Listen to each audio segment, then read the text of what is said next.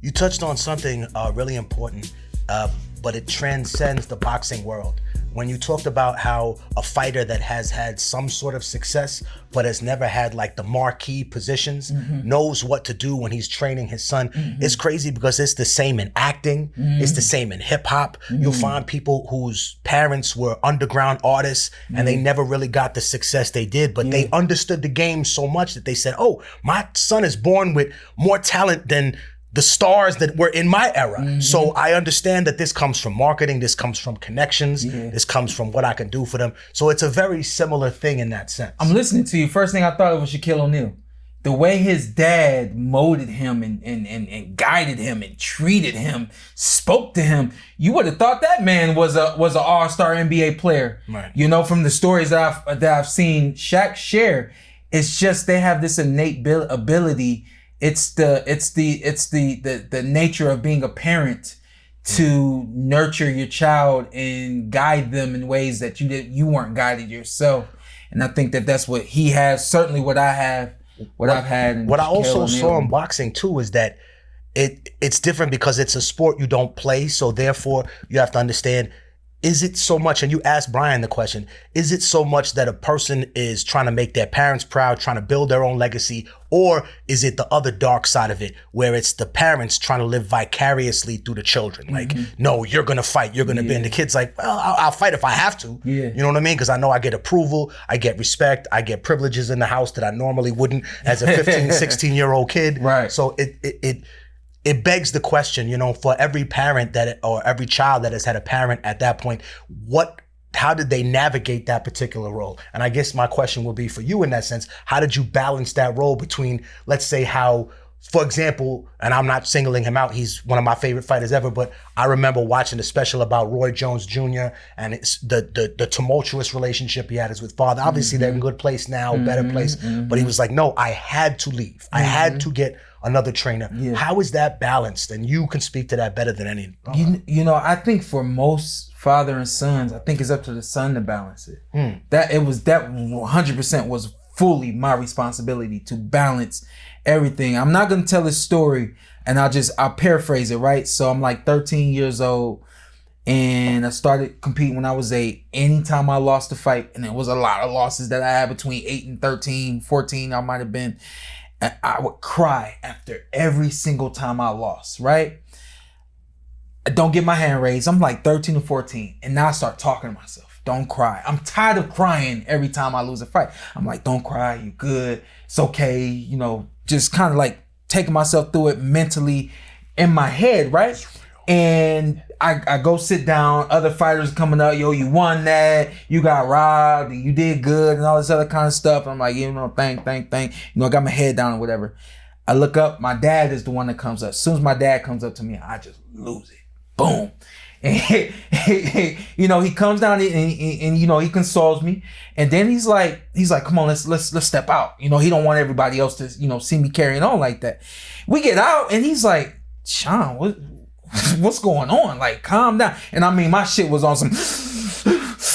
I was just a little like kid, frantically crying, but I was 13 or 14 at this point. I've been through that. I'm tired of being there. And he said, you've lost. Like, what's going on? And I just wanted to win for you. My dad said, what? My dad said, what? I just wanted to win for you know what I mean? I was hard, right? My dad was like, Shawn, well, you know, calm down, stop. Shawn, stop. Breathe. He said, it's fine. He said, you never have to worry about winning for me. He said, Shawn, you went in and you did what I wanted you to do. As long as you do what I want you to do, whether you win or you lose, it's going to be what it's going to be. He said, it's fine. He said, don't worry about winning for me. I think that's the number one thing for a lot of fathers out there. You got to understand that it is your son's or your daughter's life. It is their health that they're putting on the line. And you have to figure out ways to let that leash go a little bit and figure out ways to pull it in and do that whole song and dance with that. For me, I had to be the one to manage that for myself and my dad. My dad only understood success. My dad only understood keeping me safe. My dad only understood us getting where we wanted to be. And because of those things and some of the things that have happened in my dad's life, he only understood if I am in control of it, if I'm holding it, then everything's gonna work out. And so for me, it was always like, you know, I was the one trying to pull away of the leash a little bit and then pulling myself back in. You know, a lot of times with him yelling at me and then me realizing like, all right, you know, kind of like, you know, reel it back in a little bit, you know, that kind of stuff. I think it's up to the sons because we are, or sons and daughters, because we are living the life of balance of between being a professional, even though we're amateurs, we a lot of us who are taking it that serious, we're in a atmosphere of profession opposed to just this is game time, play time, this is, you know, before school, after school, that whole thing. And it's up to us to balance all that because we understand what we want. Our parents only understand what they want for us. We understand what we want. We also understand what they want for us. So I think it's something we have to balance. So at the same time, though, while you create those boundaries, you have to create an environment where your parents are in a sense forced to respect that.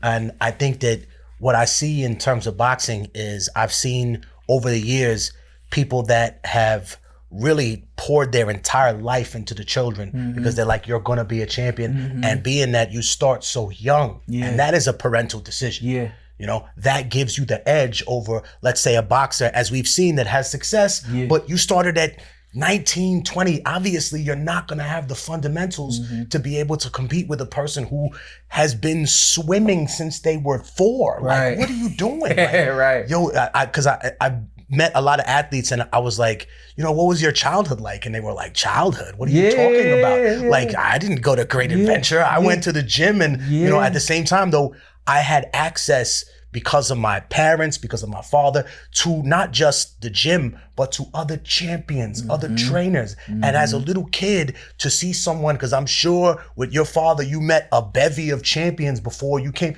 and the impression that must have given you as a child, like, wow, this dude's coming to give me knowledge. He's giving me props. Like, we had Paul Spadafora in here, and that's what I was speaking to when it came to Paul, being able to be around older fighters who were either on the fringe of turning pro or were already professional. I was able to like touch those guys and be next to the belts. And I'll never forget the first time I had a belt and I went to a show. I'm an amateur and I see a pro. He says, you take mine, I'm gonna take yours. Now, what do I do anytime I see a young kid? I get them my belt and I take theirs. You know what I mean? So real. It's definitely those kind of experiences that, you know, have gotten me and a lot of other guys where they need to be.